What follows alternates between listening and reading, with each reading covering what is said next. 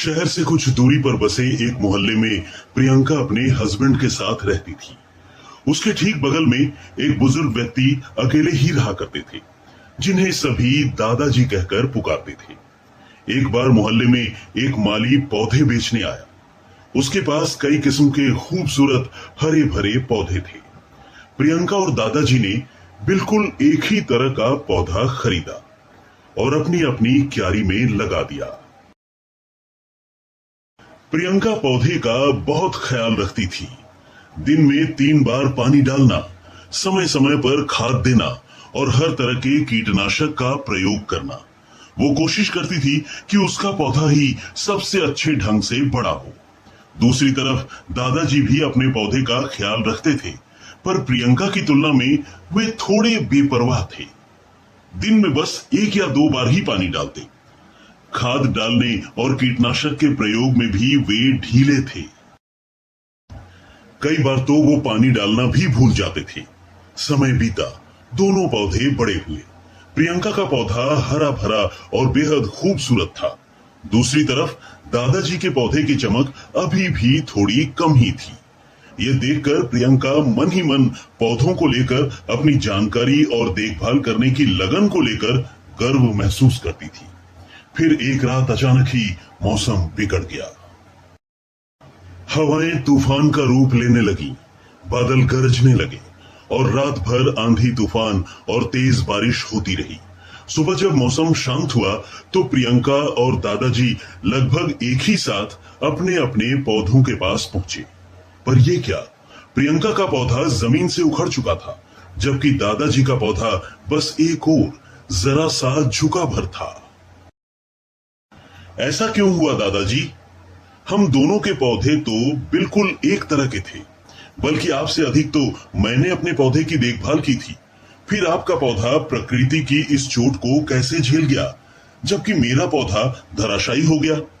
प्रियंका ने घबराहट और दुख भरे शब्दों में सवाल किया। इस पर दादाजी बोले, देखो बेटा, तुमने पौधे को उसके जरूरत की हर एक चीज भरपूर मात्रा में दी, इसलिए उसे अपनी आवश्यकता पूरी करने के लिए कभी खुद कुछ करना ही नहीं पड़ा।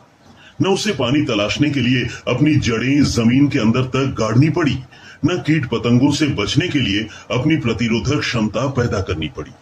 नतीजा ये हुआ कि तुम्हारा पौधा बाहर से खूबसूरत हरा भरा दिखाई पड़ रहा था, पर वो अंदर से कमजोर था और इसी वजह से वो कल रात के तूफान को झेल नहीं पाया और उखड़कर एक तरफ गिर गया।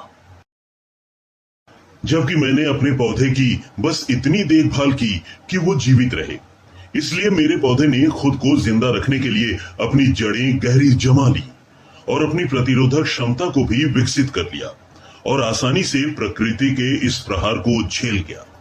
प्रियंका को अब अपनी गलती समझ में आ चुकी थी, पर अब वो पछताने के सिवा और कुछ नहीं कर सकती थी।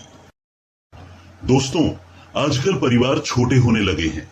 अधिकतर घरों में सिर्फ 2 या 1 ही बच्चे हैं। ऐसे में माता पिता बच्चों की देखभाल करने में उन्हें इतना कर दे रहे हैं कि बच्चे को खुद करने और संघर्ष करने का मौका ही नहीं मिल रहा है। वे भावनात्मक और शारीरिक रूप से मजबूत बनने की जगह कमजोर बन जा रहे हैं। बच्चों को पालना और पौधों की देखभाल करने में काफी समानताएं हैं। ऐसे ही छोड़ देने पर बच्चे और प्लांट्स दोनों बिगड़ जाते हैं और जरूरत से अधिक रखरखाव करने पर वे कमजोर हो जाते हैं।